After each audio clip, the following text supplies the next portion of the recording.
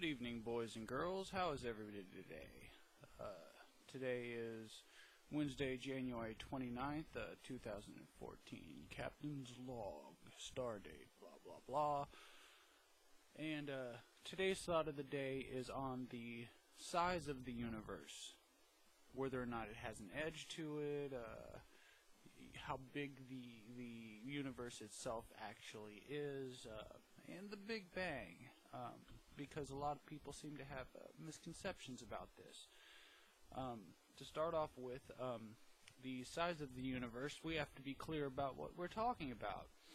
Because there's two kinds of universes. There's the observable known universe, which is what we can see, which does have an edge to it. It does have a finite size to it.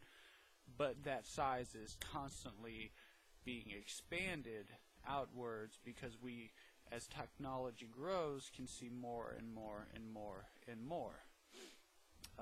And then there's the absolute universe, which is everything that there is out there. Everything. Even what we can't see.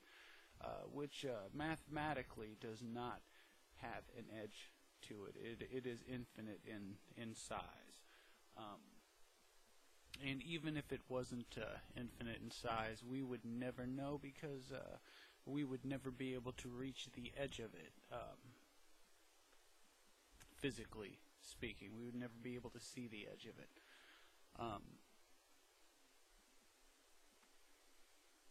But mathematically, it works out to be infinite in size. And that's the interesting thing about infinity and infiniteness is most people don't seem to realize that you can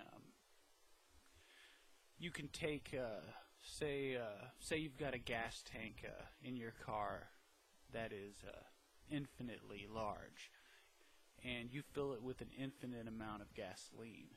You can still then take you've got your infinite tank of gas and it is full of infinite gasoline. You can then take another 5 gallons and pour it in there, and it will still hold 5 more gallons because it is infinitely large. You will then have your infinite amount of gasoline in a subset of 5 gallons.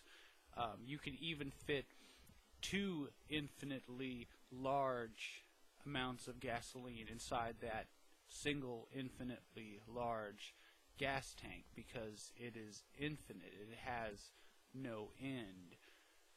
And that's the interesting thing about infinitely large objects, is that they have no end. You can put as many things as you want in it, even things that have no end themselves, inside that, because it has no end. It's hopefully that kind of gets the point across.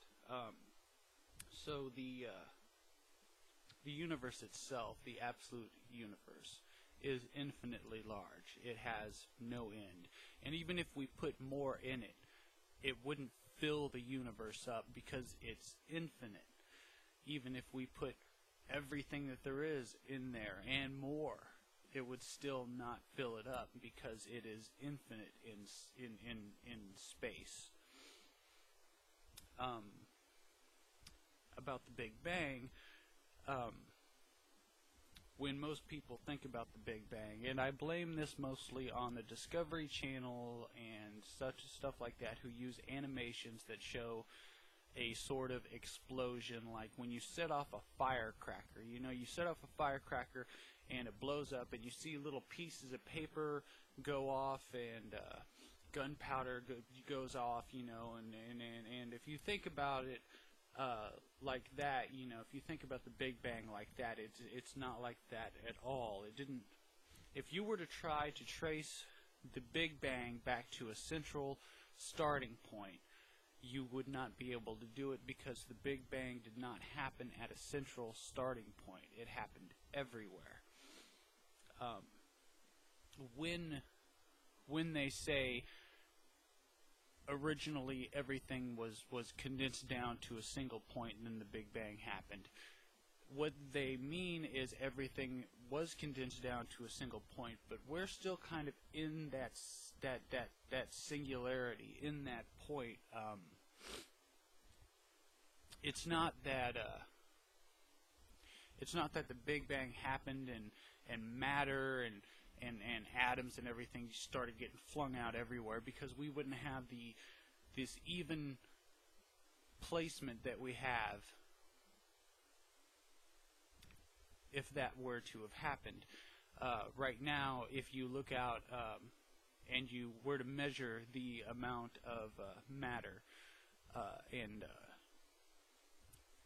atoms and everything in every galaxy, it works out to be the same amount. It is equal and evenly distributed everywhere in the universe.